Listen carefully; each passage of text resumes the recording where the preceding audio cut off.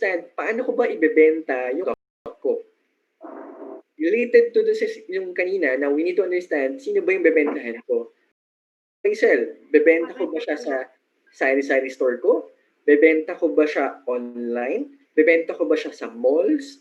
So we need to understand paano natin siya ibebenta. This is just siguro small part of how to do business, but it's something that we need to understand as well. Paano ko ibebenta itong produkto ko? Okay? And dahil pag na-identify kasi natin yun, ma-identify din natin ano ba yung mga ways na needed natin gawin para ma-achieve yun. And how do I start? Ito yung siguro yung pinaka-important rin. Paano ba ako mag-start? So, well, there's a lot of references na, and there's DTI. There's DTI on how do I start business. This is very simple. We need just ask different organizations. There's BAR, there's DTI, there's the mayor's office, there's the barangay. Sila, very helpful sila, lalo na sa youth, na they could see the parang spark na they really want to do business. Super helpful sila. Kasi imagine na parang mas mapapadali buhay natin kasi minsan na-inspire sila sa atin eh. And minsan parang sila lang mismo yung mag-a-arrange natin sa kanila. Ay, sila lang mag-a-arrange ng mga papeles natin. Ganun yung naging experience ko. Kasi yun nga, as a youth, parang, uy, bata to parang medyo, for them, medyo weird na mag-business as ang youth eh. So, tutulungan ka nila, as in, gag-guide ka nila, kahit hindi ka nila kalala. So, just be, ang needed lang natin is just have that courage to go to them and ask them. So, we just need to ask them. Yun lang. That's how simple to start. Okay? Then, how do I do business? This is just related to the initial one. So, that's why one thing na we need to understand is we just need to do it. And even if it's not yet perfect, let's still do it. Because yun yan, hindi to test, hindi to academics. So, as a youth, ayun yung isang sa mga realizations ko na kung paano gumawa ng business. Kasi, pala na business plan, but never implemented. He just had this business plan, okay, perfect yun. Siguro pag pinasa niyo yun sa professor niya, mag 100% yung score niya. But in reality, in the business aspect of it, never siyang na-execute. So we don't know if that business will be something successful and something that will earn him money. So, yun. Then as for when. Yun. When do I start? This one, it's more on yourself. I don't have any answer for it, but it's more on asking yourself, handa ka na ba? Handa ka na bang gawin tong business na to? Handa ka na ba dun sa mga challenges ahead of you? Because yun nga, business is not as easy as it is, as what I'm saying. But we need just to know kung handa ka na bang gawin to. Kung you're really passionate on the aspect of your impact of your business, of creating a solution to the problems that you have seen for the people and the society, if that's the case, I believe you're ready to do it. Then we also need to know when do I stop, because this is one of the challenge then siguro for other entrepreneurs. Sometimes there's this challenge that we need to know as well kailan ba needed na natin mag-stop. Needed na natin siguro mag-pivot, needed na natin siguro mag-iba ng business. So, may mga ganun kasi. It's siguro isa sa mga needed din nating ma-understand in creating business is that yes, there's business, but nating malaman kung tama na to. Kasi pag tinuloy-tuloy pa natin, baka lalo lang tayong either mahirapan or when do I stop? And aside from it, when do I push through? Needed natin ma-understand if what we're doing is something that we believe in, syempre, we need to push through. If there's something that is creating an impact to other people, it's something that we need to push through. So this three is just very important because you need to understand, pag na-understand kasi natin to, we are understanding our business already. Okay? So, yeah. So, just to summarize, siguro more in my learnings already and the things that I'm doing, three things to remember is to take the risk. Business is more on about taking the risk. But one thing about it is it's something that should be calculated. What do I mean with calculated? We need to prepare. Um, Basically, for me, what I did is not prepare the business of it. Yung aspect, business aspect. What I did is I prepared myself. I tried to consult with different people. I tried to read uh, business books. I tried to understand how business works. That's what you call calculated risk. You are doing this thing, but syempre, you're understanding ano ba yung mga needed kong gawin. Okay? Kasi siguro, ang lagi ko sinarinig sa other businessman or ano, you need to take the risk. Okay? So, yun yung lagi nilang sinasabi. But for me, it's about calculated risk. Understanding what are the risks itself, but understanding how to mitigate those risks. Okay? So, yun kasi, I mean, yun yung laging, at saka siguro yun din yung parang laging misconception and laging takot yung mga tao doing business. Na it's very risky. Okay?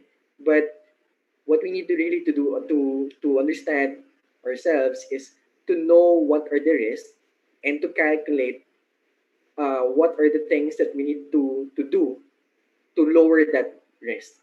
Okay? Then next is believe on what you do. Syempre, you're doing business. If you're not believing on your product, on your business itself, siguro that's not the business that you need to run. And also believe on what you can do. Siguro ito yung isa sa mga hindrances and hesitant sa mga youth entrepreneur na sabihin natin, I'm very young, so I don't know anything about business. Siguro that's something that we need to remove, especially for the youth. Na we need to believe on what we can do and what are the possibilities of the youth here in the Philippines. And there's a lot. Kasi as a youth, you have this lifeline na very long pa to be able to do business and to learn from it. As compared, kunwari, sabihin natin, you're already 50 or 60 years old. It's very hard to do business on that level. Kasi, syempre, alam mo yun, hirap ka na. I mean, medyo only na lang yung time for you to be able to risk this time na meron ka sa. But us, as a young entrepreneur, or as a youth, we still have this one na even, okay, I'm student, I still have this life na pwede akong mag-change ng career, pwede akong magtrabaho pabalik kung hindi naman nag-succeed yung business ko. It's really just believing on what we could do and what are the possibilities of us as a young entrepreneur, what we could do in society and what we could do for other people. Okay? And lastly is we need to enjoy your success. Kasi siguro ito yung ito yung isa sa mga siguro hindi nagagawa ng other businessmen na they're just working. Pero they are not enjoying na, okay, even the first sale, siguro yung sa ibang businessman, first sale, bahala na dyan. But sometimes, it's very good to celebrate yung parang ganong milestone. This is my first sale. Maybe we could celebrate it just for a simple celebration. And those milestones is something that enable you to push forward. By having those milestones, by celebrating them, it will inspire you more to further grow your business, to further push through on what you are doing currently. So baka lang kasi makalimutan natin na i-enjoy din yung success that we are getting from creating business. And in relation to that, we also need to share our success. It's something that we have not just because of ourselves, but we also need to share our success to the people around us, specifically our customers, specifically our staff, our team, and the people that have rallied and helped us push through it. It's more on creating this that helping you, but also this community that you could share your success. Because sometimes, yun din yung mag-inspire for you na magpatuloy at mag-create pa ng greater impact for your enterprise. Okay? So, I think yun na yung last. So, this is just what I would like to do. Good luck. Good luck to all of you. And hopefully, we're not just doing business for the sake of the business itself, but we're also doing it to change the world that we are living in. So, yeah, thank you for it. And para mas madami tayong time for question and answers. So, yeah. Thank you. Thank you, Sir Jamico. Ayan, narinig nyo na mismo from Sir Jamico as founder ng isa sa ating leading social enterprises here in the Philippines, the Bamboo Company. Now, Sir Jamico, let's cater to the questions from our audience. Medyo marami pong questions si Sir Roberto. So, yung first question po niya, what are the challenges of building a social enterprise? Ayun na lang po muna. Okay, sige. Siguro, I start with what is social enterprise. Ibalik ko lang. Social enterprise is you're creating profit and you're creating impact. So, yun yung siguro easy definition of it. And one of the challenge of building a social enterprise is at times you're trying to weigh sino ba yung unahin mo. Either you're creating impact or you're creating your business. So, but one thing about it is you need to understand your core value. Yun nga, it's very important. Yung sinabi ko kanina, ibalik ko lang ulit sa ano, we need to understand our why. Bakit ba natin ito ginagawa? Because if we're just doing it for the sake of profit, syempre unahin mo the business.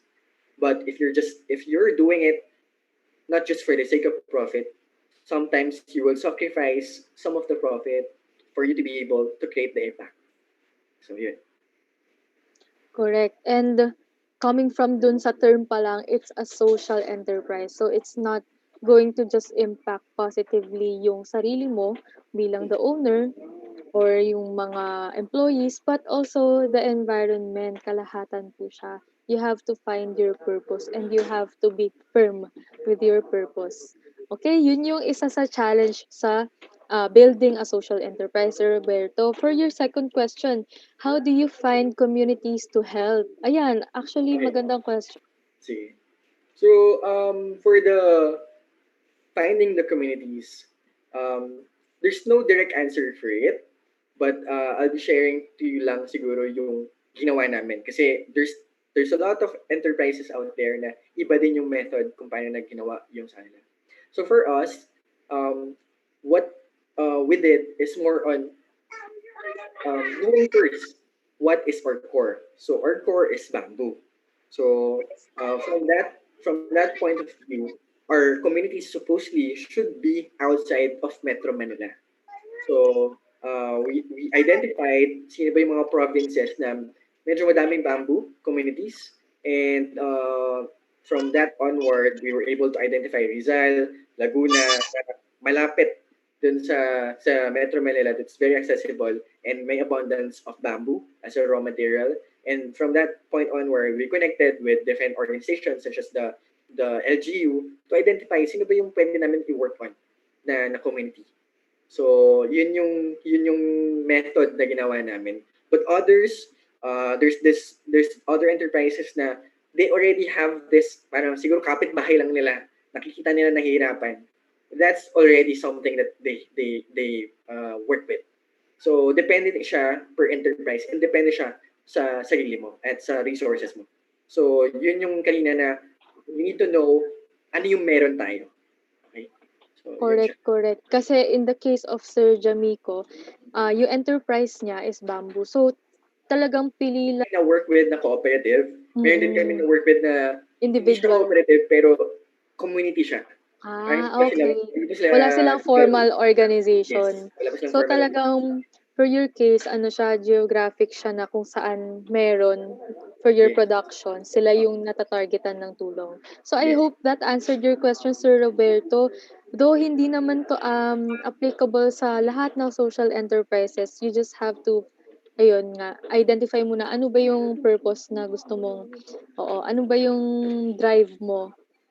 Okay? So, third question is, sir, how did you organize them and how were able to convince them with your ideas? Business Okay. pitching na ata to, sir. So, sige, medyo, interesting na question. Because, it depends it depends on the community. But I'll be sharing to you siguro yung isang community namin na medyo nahirapan kami. So we have this community in Laguna wherein yun nga, informal organization sila. They just have this community of women.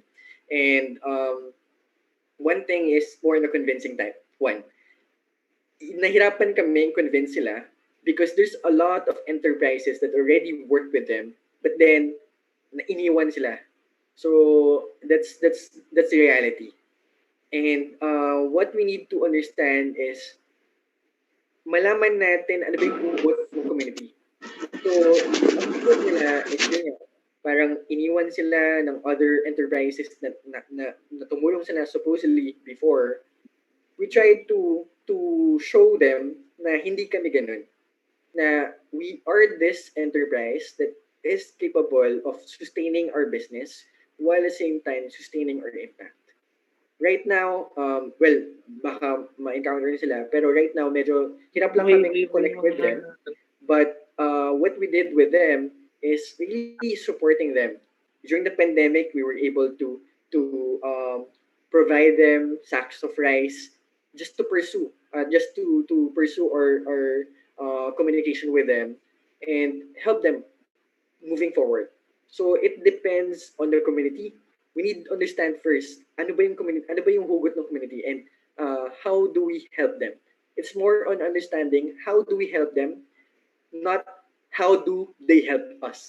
So siguro yun yung mismong way forward for this. Ito yung simple way. We need to understand how to help them. Okay? Not not them helping us. So yun. Correct. Kasi hindi naman yan manggagaling lang out of thin air. Kailangan mong pag-aralan din talaga yung community na tina-target mo. So, thank you, Sir Jamico, for those answers to Sir Roberto's question. Okay lang po, let's proceed to other questions, sir. May time pa naman po tayo.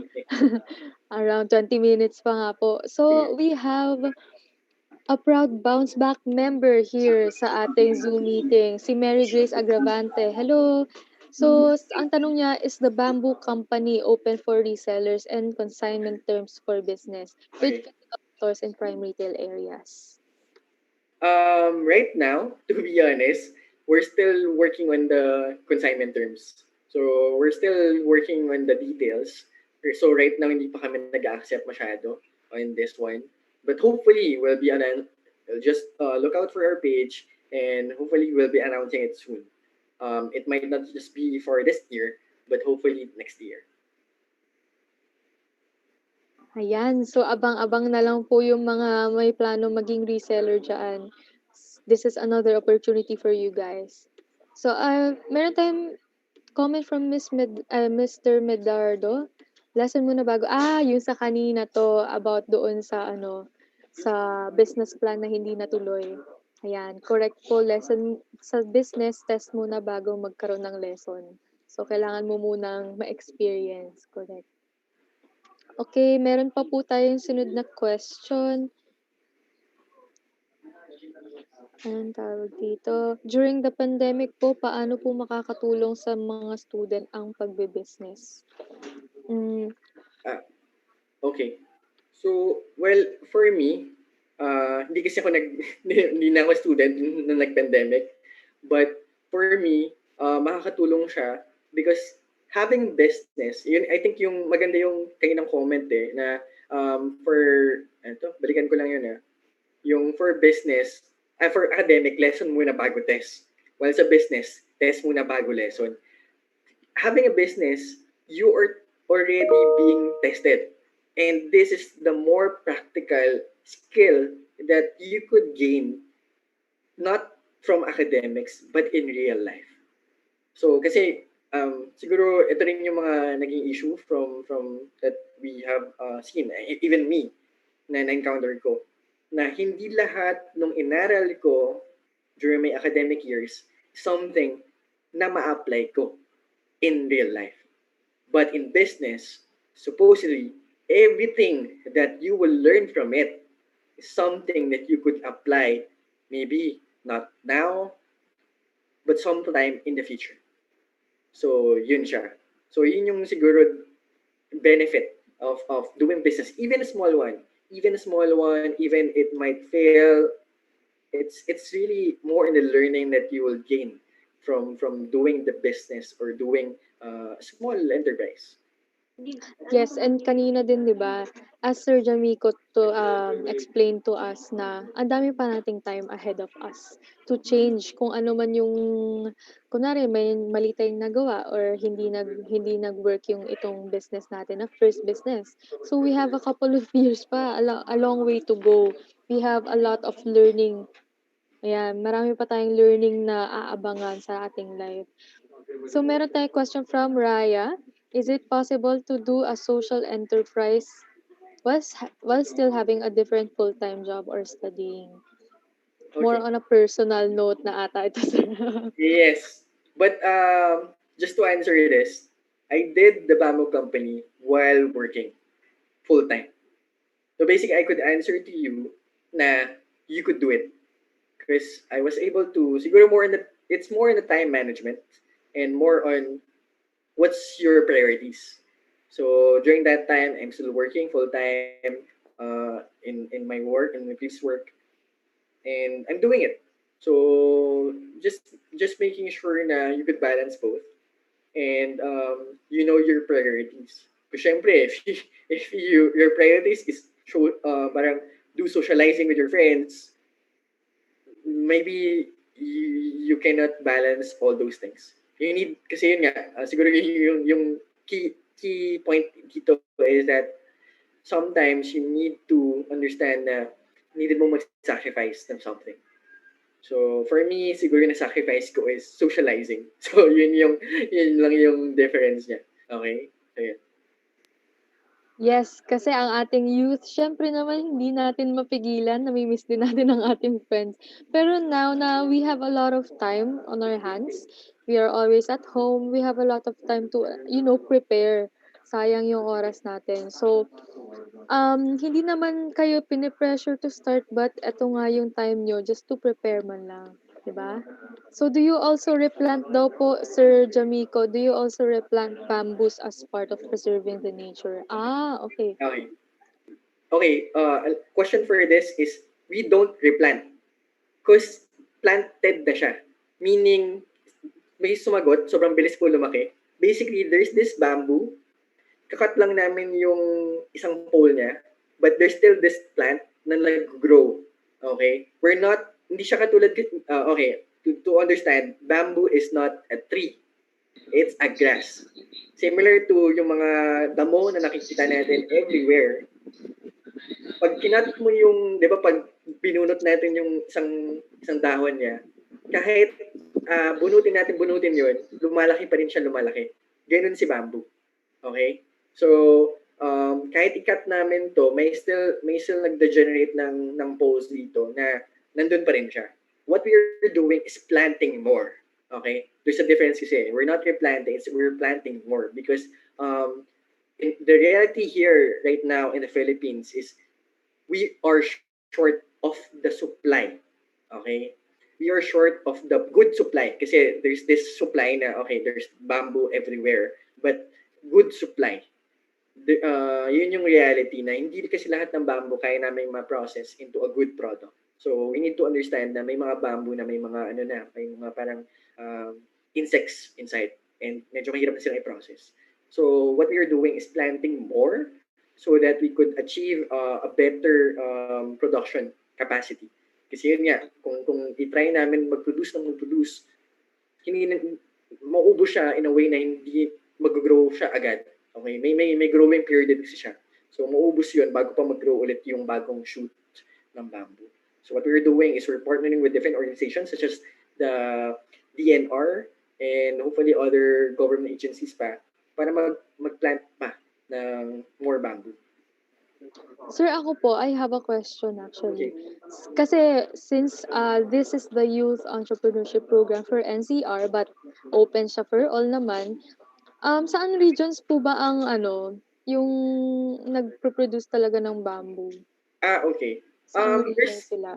There's a lot of regions already this having this concept. But yung right now, yung mga nagpa-pioneer is meron tayo sa Lubao, Pampanga. Tapos meron din sa Isabela. So, region, tama ba? Region 1 yun. Nakalimutan ko ano region, sorry. Isabela. Pero north of the Luzon.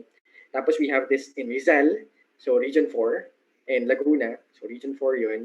We also Cebu, tsaka Negros.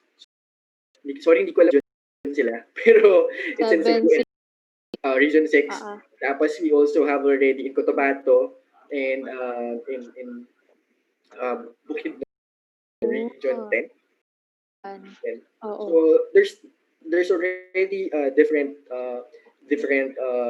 regions that's already working on it. And hopefully, kasi yun nga, it's still a start. Medyo mahirap pa dahil kulang nga ng raw material. The raw material is really the main challenge, and the technology. We still don't have much of the technology here in the Philippines. We're still building it and building the demand, because it's a chicken and egg problem in terms of the bamboo industry. You cannot invest a lot if you still don't have that much demand. Correct. Kasi for NCR ata, kakayanin pa ba dito magkaroon ng production of bamboos? Yes. Kaya pa naman? Or baka doon sa mga... pero sa Marikina, which is where we are based, meron din mga machineries. Yeah. Ayan. So, we now know, since karamihan siguro ay from NCR dito na naka-join, meron pa rin naman po tayong opportunities. We have our neighbors from 4A, sila Rizal. Ayan. Nandyan naman po ang ibang regions for, kunwari, nagpa-plan po kayo for a bamboo company rin, bamboo products din. So, now, you know na hindi lang naman in NCR lahat. You can outsource naman sa other regions. Ayan, meron po talagang mga interested kasi as a youth, may mga nag-chat. As a youth po, how did you respond to the first challenge of your business? The first challenge was, ano yun sir, yung pag-identify ba ng purpose yun? That we encountered is people are laughing at us. Okay? Kasi hindi nila, during that time, 2017, hindi pa uso ang being sustainable.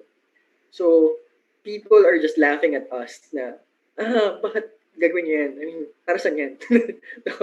so, parang hindi sila naniniwala sa'yo. Lalo na, I'm a youth.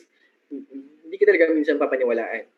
But as a youth, you also have this drive, parang this energy to push forward. Na I believe in this advocacy. I believe on my product. I believe on the solution that I'm creating, and I will push through. Okay, that's why yung mga questions na I presented earlier, they're very important because they will be something that you could use if you answer them, all of them. They're very useful along the way on your challenges, on your journey of creating your enterprise. Okay. So, ayan. Meron pa po from Miss Rowie. Miss Rowie is one of our session speakers. Yung bamboo toothbrush, manually made po ba or machine made? Machine made, sir, no? As you mentioned earlier. Different, parang, well, yung pag, ng bristles, yun machine made yun. Medyo mahirap kasi ilagay yung bristles. So hindi talaga siya kaya ng manual. Pero yung handle, yun, kaya yun i-manual. Pero ang challenge lang kasi kapag manual mo siya, usually, is the cost. So, you need to balance it out. Kaya mostly, kung mapapansin, mostly it's more machine made. And that answer, Miss Rowie. See you later, ha? Ayan. Where do you see the bamboo company 5, 10, and 20 years from now? Ang dami nun, sir, ha? Ang dami nung roadmap. O, ano po, sir? Siguro, I answer lang in a general term. What we are seeing is that what we're looking forward pala is hopefully will lead the way in terms of building up the bamboo industry here in the Philippines. While at the same time, our aim is we could put our products in every home, hopefully in the Philippines and hopefully across the world. That's what we are aiming for.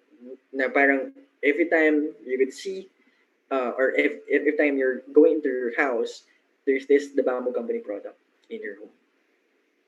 So, the ultimate goal is part of the household na talaga. Yes. It's a normal thing to see in your homes. Which is kasi sino bang walang toothbrush sa bahay? 'Di ba? So, ang gusto ni sir bilang sa company niya ay in the future, bamboo products, bamboo made na toothbrush, na mga meron din kayo ng mga bottle no, sir? Nakikita ko yun eh. Lagi silang naka-sponsored post sa aking Facebook. Ayan, meron pa po. Madali lang po lumaki at lumago. Ayan, meron tayong knowledgeable about sa mga bamboo production dito. Posible po ba magkaroon ng bamboo mobile casing alternative sa mga plastic product? Yeah. Short answer, yes. Yeah. So, if plano nyo po yan, Sir Harry, go na tayo dyan. Feeling ko marami ring papatok dyan. If machine made, how many steps machine/staff to produce? Yeah. It depends kasi sa ano eh. So, we're working with DTI din. We're working with DTI Rizal specifically for this one. So, we had this calculation already for the bamboo toothbrush. So, hopefully, hopefully with DTI, we could establish it already. I mean, the machineries for it. For the sir, shared service facility po? Yes. Ayun. For doon. For everyone's information po, si DTI kasi meron po siyang program na tinatawag na shared service facilities. Ito po yung initiative ni DTI para i-bridge yung gap ng MSMEs natin na walang equipment to mass produce yung mga product. Specifically, kunwari, in the food industry, silang pang laboratory ng food products nila, manufactured goods and beverage. O kaya sa packaging naman, wala silang machinery to do the packaging ng bottled products nila, ng mga plastics and everything. With Sir, and thank you kay DTI Rizal, kakaroon ng SSL, bamboo. Meron ng SSF Meron po. Yes, sa Cardona Rizal. Yun. But limited lang kasi yung... Nadagdagan yung machineries. Pero Ayun. to answer, if ever I could set a different meeting to... Okay. Rowie, baka kasi sa design center po siya kasi, sir.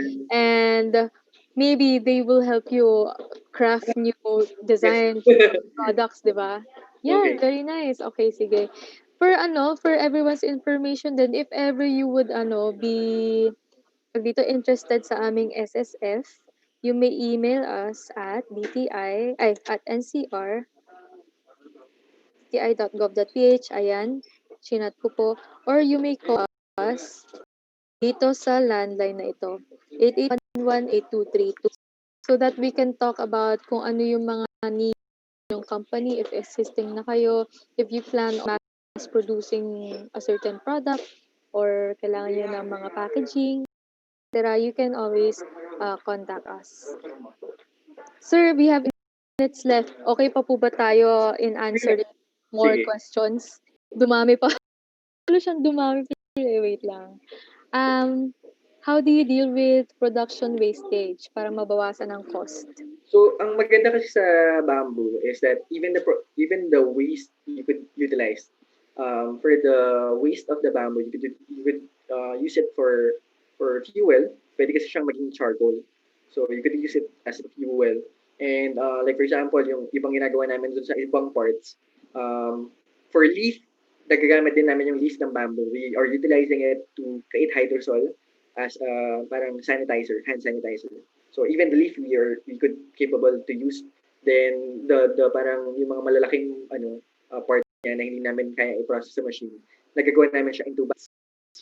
So basically, one of the things pala for bamboo, it's been called grass of life. So parang di ba, coconut is tree of life. Bamboo is being called grass of life because everything you could utilize for it. Okay. Very fortunate po na yung product po ni Sir ay very versatile siya. Pwede yung i-convert into anything. Meron pa ring use. So, for your future businesses, maybe you could do something like that para sustainable yung ating ma-achieve. So, siguro mga 2 questions to 3 questions na lang, Sir. Susundin ko na lang tong mga next. Ito lang po, when do you think is the right time to resign in your work and do a business? Sige. Paano po yung adjustments? Okay, so just to give you context, I just resigned last year. So basically, it's just the first. The bamboo company is already almost 3 years running, but it's just 1 year na I handle it full time. So the reason I resigned because basically ako na yung bottleneck. For me, parang ako na yung reason kung bakit hindi nag-grow yung business. So I need to resign so that I could handle it fully and I could put all my time to it. So yun, for me yun. Kung nafe-feel mo na parang kapag hindi ka pa nag-resign, hindi na mag-grow yung business or something like that. So yun yung parang for me, yung naging decision point. Ayan, okay. Sige, next po natin. Ano pong advantage ng ibang product made from bamboo aside from sustainability and gaano po siya tagal pwedeng gamitin? Ano yung first? Medyo na-answer na. Gaano katagal daw, Sir, pwede gamitin? So the product. So it depends kasi dun sa process. Um, for yung mga food contact, yun needed kasi yung i-renew dahil syempre food contact siya, it contacts with water usually. So yun may mga lifespan sila of 1 year to 5 years. But for the others, like we have this product, the razor, it could last you a lifetime kasi meron silang mga na-process pa further na hindi na siya mabubulok. So, I you mean, have to parang preserve lang talaga yung item them if you want yes. it to. Yan. May question din po, do you also supply to hotels? Now, hindi, ang focus namin kasi is parang iba lang yung focus namin. But we already supplied with some hotels. Ngayon lang medyo hindi siya yung mga hotels right now Ngayon. na close pa. But Correct. there's several inquiries that we already got and we supplied already before. Maganda rin ang market yon if you know your market kasi iba, pwede kayo mag-expand. Yes. Maganda po products nyo. Reseller, again, for reseller, yung sinabi ni Sir, hopefully next year. This year, next year. This year or next year, just follow ang kanilang FB page. And meron kayong website no, Sir? The Bamboo Company. That page. Follow nyo lang. Okay. Sige, last na siguro, Sir, kasi isa pa to sa isang mga question talaga ng mga tao. Magkano yung estimate puhunan? Capital. Okay. Sige. For the puhunan, ano ba? I started with just 10,000, but it depends kasi on how you're looking forward dun sa business. So I started with 10,000 just to like ito bang product na to, papatok or hindi. So just for the experimentation. But to really launch the product, I mean, I used my savings. It's more around 100,000. So that's what I did. Okay. So 100,000. Tapos I think may question pa. Is it all out of your pocket? So one thing, so that's why you need to know who you could. So what I did was that my friends. um, may money ka ba na hindi mo ginagamit or something na kasi I believe on my product. I believe on my vision and on my enterprise. So I pitch to them na parang meron ka bang pera dyan na hindi mo naman gagamitin? Tatry kong since nasa bangko lang siya tapos ilang percent lang yung sa bangko. Sabi ko sa kanila parang if ever bigyan mo siya sa akin, try ko siyang palitan na ganito yung return. So parang ganun. So, ganyan yung ginawa ko. So that even though yes, it's kind of big, but I utilized other people's money. And hopefully, yun yung pwede niyong gawin pala.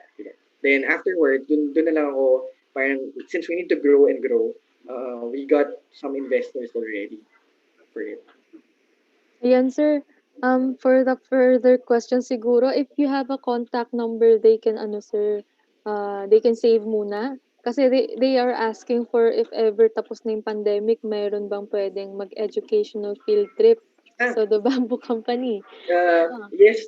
So, we could. So, once okay na, kasi ayaw na lang namin kasi it's rural community. So, ayaw namin kami yung magpupunta sa kanilang correct. so ayaw namin yun. So, and we're protecting the communities. But Mm-mm. hopefully, we have there's this tourist company that we're working with. Mm, okay.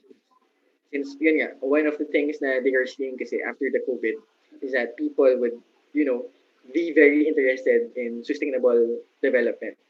And hopefully, people could tour to our Mm. communities. Ayan, so if ever interested po kayo, you can siguro follow na lang din The Bamboo Company sa kanilang Facebook and website. You If can ever message may us there. further, yes. If ever may further questions po kayo, contact nyo na lang po si Sir Jamico. And then, yes, yesterday, yun yung topic about leverage, about sa how to fund your big dreams kahit small lang budget mo. You have to look at yung sino ba yung pwede mong makuhanan ng tulong din talaga. Since we all know, lalo na kung youth participants tayo lahat dito, wala naman tayo talagang ganun karaming pera. Unless we are already working. Pero some of us are students. So, ayan. Thank you so much, Sir Jamico. Saktong-sakto tayo, 3 p.m. Thank you for your wonderful presentation. And thank you for answering a lot of questions. Around 20 plus ata ang nasagot ko. Ayan. And thank you again. So, pwede na po tayo mag-proceed sa next session po natin. Thank you. Okay po. Thank you, Sir Jamico. Okay. For a while lang guys ha.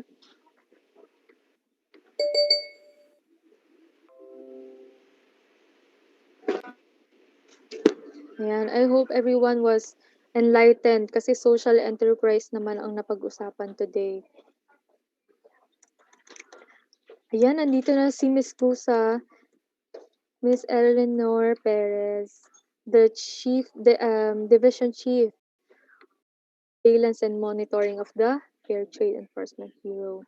So, let me show my screen lang po for a while. Ayan.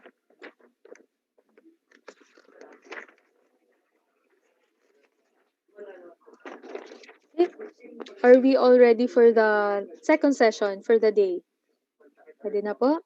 Again, reminder, please turn on your videos para mas maganda po tignan ang ating screenshot.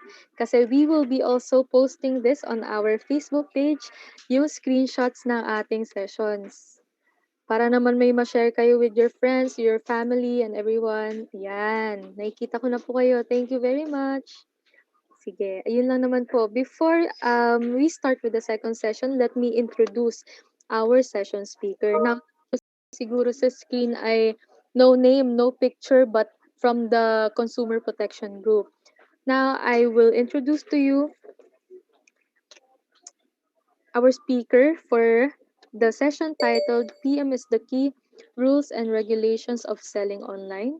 So, if you've ever wondered what really are the rules and regulations of online selling, saktong-sakto po kayo sa webinar na ito. Know your rights as consumers and responsibilities as entrepreneurs through this webinar. So this is actually a special edition session in celebration of the Consumer Welfare Month. So our speaker for this session is DTI's very own Division Chief of the Surveillance and Monitoring Division of the Fair Trade Enforcement Bureau under the Consumer Protection Group, Miss Miss Eleanor Gusa Perez. Hello, Miss Eleanor. Are you here? Yes, hello. Good morning. Yan Good po. afternoon. Good afternoon, Good ma'am. afternoon. So I'll briefly introduce what you do in FTEB, ha? Ito po. So to our youth participants, Miss Gusa actually conducts surveillance and monitoring of compliance with the Fair Trade Laws or FTLs. She and her team implements the Price and Supply Stabilization Program under the Price Act regular monitoring of basic necessities and prime commodities sa mga supermarkets, groceries, flour retailers, hardware stores. And then, aside from those, she conducts validation of consumer complaints. Yan, madami-dami po ito on alleged violation of FTLs and special market monitoring. So, without further ado, let us all welcome Miss Kusa, Miss Eleanor, and Perez of the Fair Trade Enforcement Bureau. Ayan po. Hi, Miss Gusa. Welcome to the YET. Okay, welcome po sa ating mga participants ngayong hapon. I believe ang mga participants po natin ay mga budding entrepreneurs or baka yung iba po sa atin dyan ay mga entrepreneurs na. I'm just not so sure kung yung iba sa inyo ay nagko-conduct na ng online selling. If so, kung hindi pa man, ito po maririnig nyo sa presentation ko this afternoon yung mga dapat nating tandaan sa pagbebenta ng mga ating produkto online. As a background lang po, ang DTI kasi meron siyang two-prong approach. No? Meron tayong parte ng DTI na tumutulong sa mga MSMEs. Kasama na po dyan itong ating kapatid sa DTI NCRO. Sila yung mga grupo na tumutulong sa mga MSMEs. Kami naman po yung kabilang grupo na nagtatalaga at nagpoprotekta para sa ating mga consumers. So we are the Consumer Protection Group. Dito po sa NCR, meron kaming 3 bureaus para lang po mas makilala ninyo at baka dumating yung panahon na kailangan ninyo kaming hingan ng information or tulong, depende kung anong klaseng produkto ang naiisip ninyo. Meron tayong Bureau of Product Standards kung ang nais ninyong ibenta ay patungkol sa mga produkto na under technical regulations. Ito yung mga products na usually very dangerous sa mga health kung substandard or uncertified. Kaya atin siya lang binibigyan ng mga product seals tulad ng mga electric fan, TV, usually mga appliances. So, ang Bureau of Philippine Standards ang nagpo-promote at nag-i-implement ng mga product quality seals natin. Ang ating namang Consumer Protection and Advocacy Bureau, yan naman ang Policy Bureau ng DTI. Sila yung nagka-come up ng mga programs and projects para sa consumer protection and advocacy. So yung ating consumer at iba pa, kung kayo ay nakakapakinig sa DZWB program sa cable, nasa cable na lang sila ngayon, programa po yun ng aming advocacy group. At marami po kayong matututunan doon patungkol sa consumer rights, consumer responsibilities. And then lastly, kami po ang Fair Trade Enforcement Bureau. Kami po yung masasabi ninyong foot soldiers or mga tao talaga na nagpupunta sa ground para i-check yung compliance ng mga firms or katulad po ninyo, mga MSMEs. Kami po yung bibisita sa inyo para matignan kung nasa tama po or kayo po ay kumukumply sa ating mga maraming fair trade laws. Yung isa po, familiar na familiar kayo dyan, yung ating pong business name law. Isa po yan sa ating mga minomonitor. Dahil ayon po sa ating business name law, lahat po dapat nang nag-engage into business ay meron pong business name certificate. So yan po yung simple example lamang ng mga tinitingnan namin sa mga establishments or firms on the ground. sa NCR po kami po yan, no? Fair Trade Enforcement Bureau. Pero nationwide po, ang ating mga DTI, regional and provincial offices, meron po tayong mga kawani dyan na nag-handle din po ng consumer protection. So meron po kami mga kasamahan sa buong bansa na tumutulong para sa consumer protection. Okay, so yun po ang brief background ng aming ahensya. Na tamang-tama po ngayon, meron po tayong pandemya. At mapapansin po niyo mamaya, meron kaming datos na ipakikita na talaga po madami na ang nag-switch from brick and mortar. Kung hindi man po nagtayo sila ng counterpart sa online, para doble, may brick and mortar na sila, may online pa to help yung sales at yung marketing due to the pandemic. Meron din naman po iba na nag-switch na talaga kasi yun na po yung nagiging new normal. Halos lahat na po ngayon ay online at nagpapadeliver. Kaya naman po yan ang challenge ngayon sa amin po, lalong-lalo na dahil before, mas on the ground po kami, pero ngayon po dapat mag-switch din po kami ng strategy at dapat po mas pagtuunan na namin ngayon ng pansin ng online dahil nandoon na po talaga ngayon ang merkado. Okay, so simulan na po natin. Yung ating title ay PM is the Key, Rules and Regulations of Online Selling. I'm sorry, will you be sharing for us, Miss Ferrer? Miss Charlene, kayo ba mag-share o ako? Ano po yung mas comfortable kayo, ma'am? Sige, ako na yung mag-share para ano. Please. Ito po.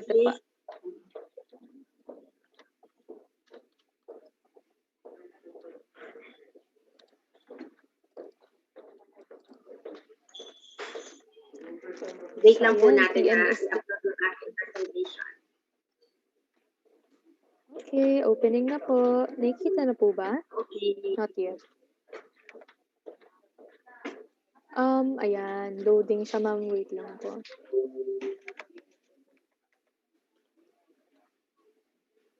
Yan. Okay. I think okay na siya, ma'am. Okay. So, kung kayo po, lahat naman po tayo is consumer, mamaya po habang dinidiscuss natin point by point kung ano yung mga dapat na nakikita natin sa online selling. So, lahat po kasi tayo is consumers and all of us can have a right to complain din. So, pag may nakikita po kayo na hindi dapat, pwede niyo po yan idulog sa atin. Kaya importante din po na malaman niyo ano ba yung dapat na nakikita sa online selling. So, next. Okay, so, yeah, okay. So, what is RA? Ito po, babanggitin ko lang yung mga legal frameworks natin. Ano yung mga batas na applicable sa mga online selling. Ang isa po dyan ay ang Consumer Act of the Philippines. Yung Consumer Act of the Philippines po natin, tagal na hong batas natin yan, and wala naman pong sinasabi doon kung brick and mortar ka or online. So, implementation po natin ng Consumer Act, both pwede po mag-apply yung mga provisions niya, whether sa actual store, physical store, or kahit po sa online, pwede natin i-apply yung mga rules and regulations na yan. And we have the Consumer Act of the Philippines para mag-protect po sa interest ng ating mga consumers at i-promote yung general welfare niya. So wag po tayong mag-alala kung tayo po ay maloloko or may hindi magandang experience sa isang produkto or sa isang kumpanya. As a consumer, meron po tayo batas na magpo-protect po sa atin. And may implementing agencies yan, depende po sa tipo ng produkto. So, kapartner ho natin sa pag-implement niyan ang Department of Health, Department of Agriculture. Next. Another legal framework for online selling is the Electronic Commerce Act. So, meron na po tayong E-Commerce Act and brought about po ito dahil nga po nagkakaroon na tayo ng e-commerce noon. So, gumawa na po tayo agad ng batas for that. However, dito po sa ating naging experience sa ating pandemic, kinakailangan pa ho natin ng mas may ngipin na batas. Kaya meron po tayong proposal ngayon, yung Internet Transactions Act Bill.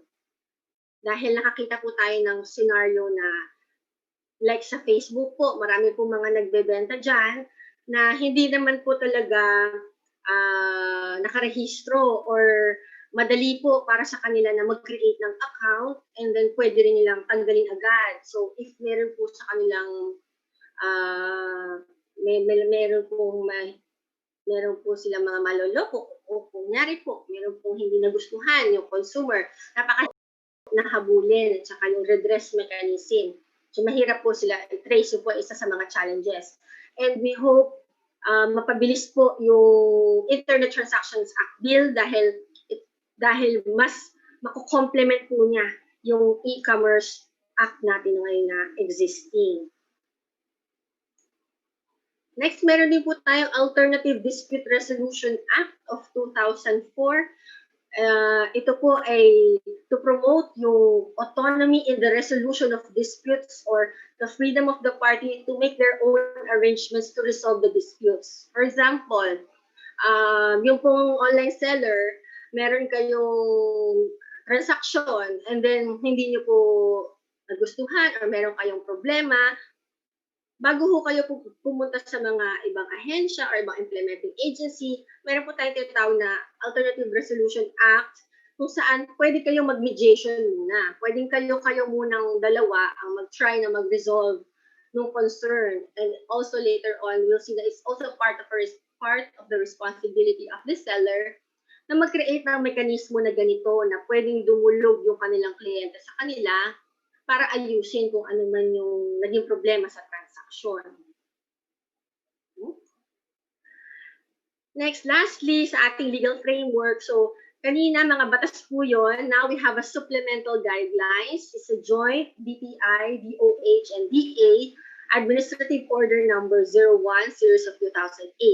So, this guidelines states the rules and regulations for consumer protection in a transaction covered by the Consumer Act of the Philippines through electronic means under the E-commerce Act. So parang guidelines po siya na pinagsama yung ano yung mga dapat na sundin sa Consumer Act pero ginagawa sa e-commerce. So ito po yung ating meat ng ating presentation today. Ano yung nilalaman ng joint administrative order na ito? Dahil ito po yung mga rules and regulations in selling online. Okay. Next na po tayo.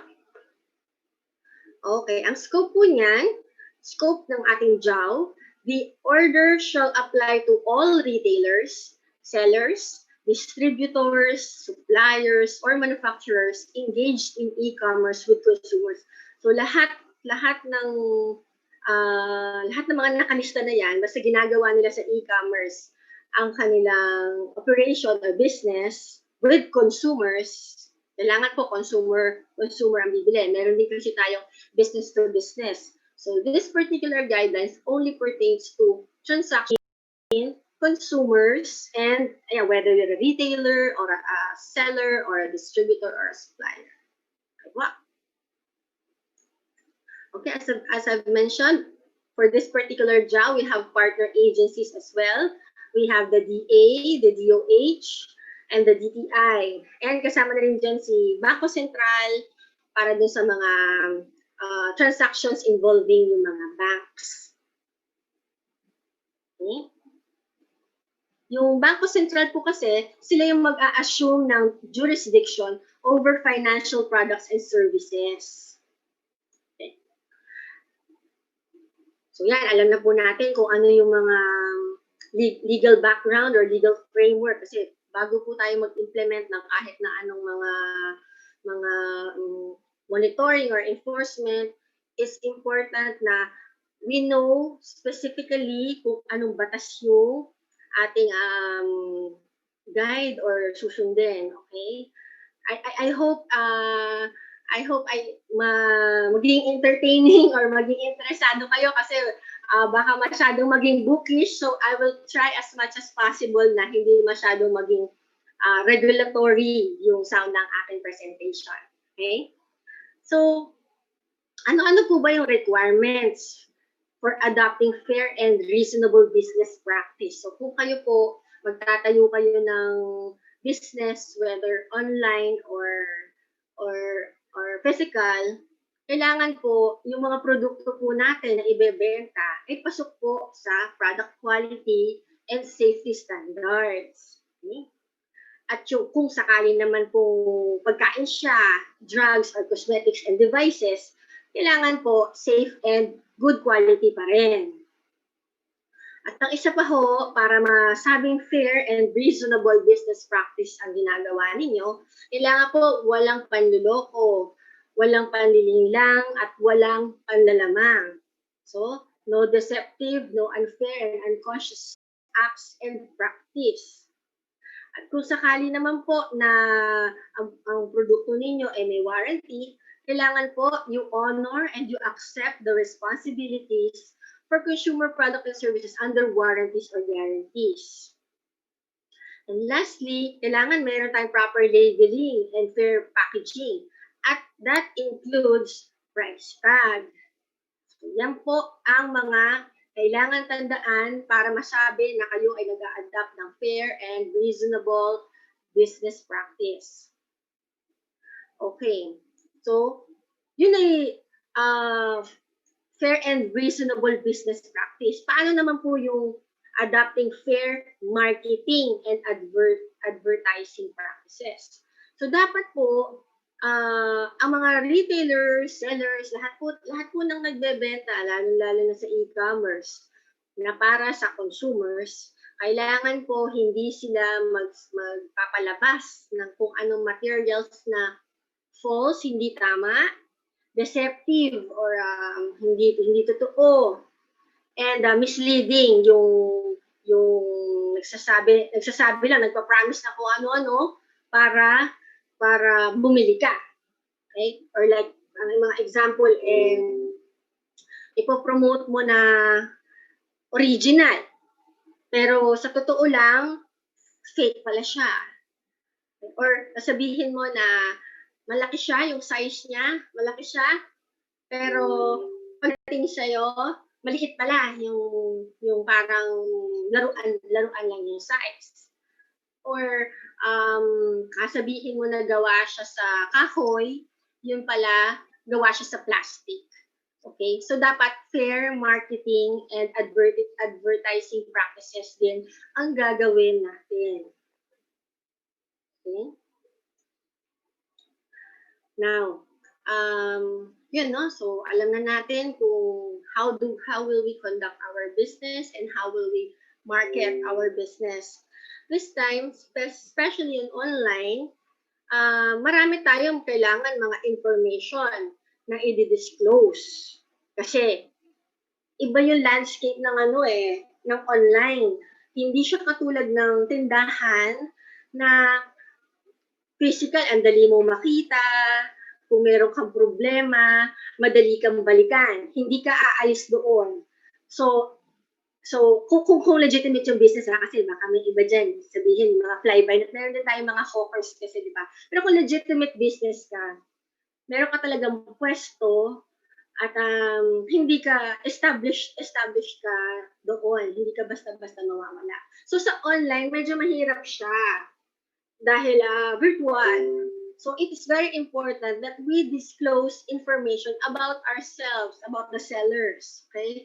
So, mga kailangan na ipakikita natin information about the firm. Of course, we have the DTI or SEC registration. If you are a corporation or partnership, you do the SEC registration. And then the name of the owner or the proprietor or the board of directors. Diba? Kailangan meron tayong about page doon. So we know who we are dealing with, who's the owner of the business. And the principal geographical address. Although it is virtual, meron pa rin yan na physical office address or geophysical address. So, kailangan nakasulat pa rin yun doon. And in the website, there should have the email address or the contact portion. Importante yan. Lalo na mamaya, pagdating natin sa address mechanism. And then, yung contact details about any business associations kung meron, and sino-sino yung mga representative or agents in the Philippines kung ano siya, kung sa abroad siya base. Okay? So, ayan naman, samples lang yan, which includes but not limited dyan sa mga nakalagay dyan. So, that's the minimum information that we need to disclose. Very important po yan sa mga consumers natin. Next, after yung information about ourselves, kailangan meron din tayong information about the products and services. Ano ba yung produkto nyo? Dapat fair, accurate, clear, and easily accessible information describing the product or services offered for sale. Kailangan malinaw na malinaw. Okay? Ganon din yung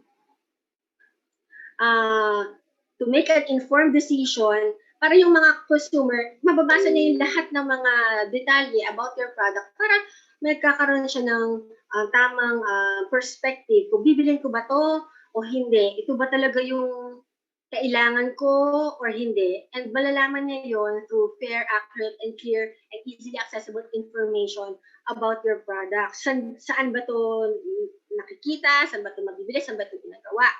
Okay? Also, information that allows consumers to maintain an adequate record of the information about the products and services offered. So kung meron ka na pwedeng i-download or i-link para ma-access nila kung ano yung mga literatures about your product. Okay, so now we know ano yung dapat nating i-disclose about our business, about our products.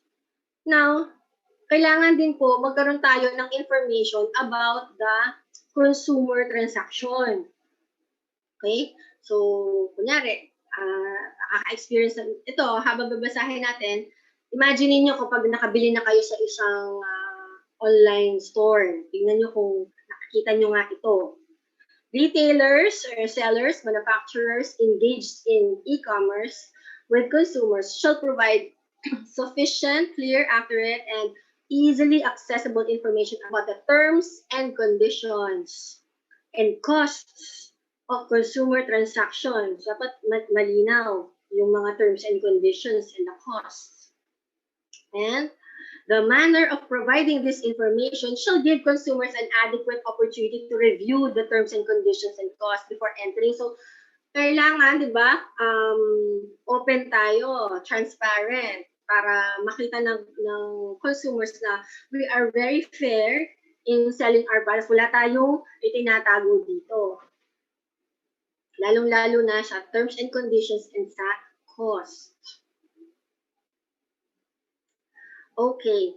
Another thing about information about consumer transactions.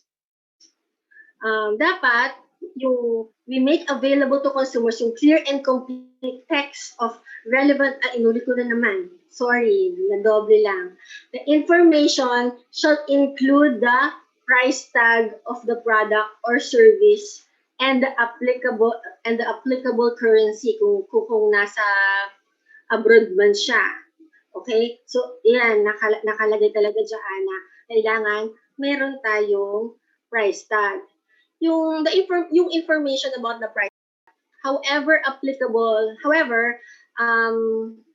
yung applicable costs niya, not included in the price tag, kunyari, delivery, postage, handling, shipping, ganyan, and specific references to any other charges, kung may mga add-ons pa sila, kailangan, nakalista rin yun. So, kunyari, may price talaga siya, and then, linawin din how much is the delivery fee, handling fee, o kung ano pa bang fees ang kailangan, dapat malinaw, okay? So, the information shall include notice of any optional ongoing cost. Kunyari, ngayon wala, pero in the course of the delivering it, baka magkaroon ng additional. So, kailangan i-disclose nyo din yun sa clients ninyo, sa clients o sa possible buyers ninyo. So sa tanong, is PM is the key allowed? O syempre, after hearing yung mga binanggit natin kanina, bawal po talaga yan. Hindi pwede yung PM is the key. First, sa Consumer Act, dapat talaga lahat ng produkto na ibinebenta ay merong presyo. At dapat isang presyo lang. At hindi pwedeng doble or presyo ngayon. Mamaya, iba na naman. Dapat isa lang.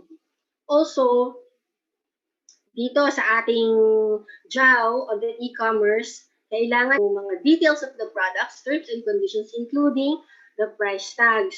At ihiwalay may mga additional costs. So, very important po yan. At isa rin po yan sa naging, kumbaga, maraming naging ating complaints nitong pandemic. Yan ang ating challenge dahil marami talagang nag-sort into business, informal business sa online, and nauso yung PM is the key. Kasi kanina ko pa sinasabi yung transparency, yung fair, di ba?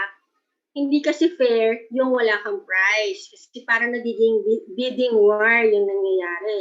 Yung presyuhan sa likod or nakatago sa consumers. Ang kailangan po, kung tayo